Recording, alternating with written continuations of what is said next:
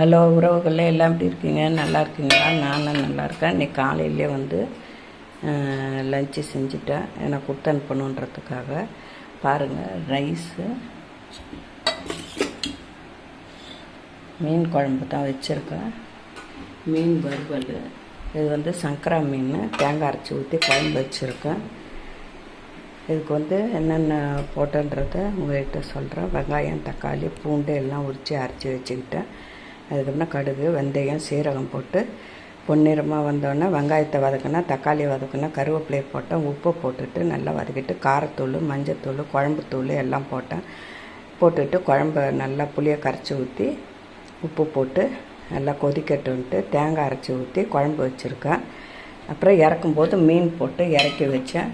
மீன் குழம்பு தலையெல்லாம் போட்டுட்டு மீதியை நான் வறுத்து வச்சுருக்கேன். பாருங்கள், அது கூட தயிர் தான். இதுதான் இன்றைக்கி லஞ்சு. இதுவே இட்லியும் போட்டுட்டேன். இட்லியும் கொடுத்து அனுப்புகிறேன். ஏன்னா இட்லி மீன் குழம்புக்கு நல்லாயிருக்கும், அதனால் இட்லியும் போட்டிருக்கேன். பார்த்துட்டு சப்ஸ்கிரைப் பண்ணுங்கள், பெல் ஐக்கானை கிளிக் பண்ணுங்கள், கமெண்ட் பண்ணுங்கள், லைக் பண்ணுங்கள், ஷேர் பண்ணுங்கள். மறக்காமல் சப்ஸ்கிரைப் பண்ணுங்கள். தேங்க்யூ.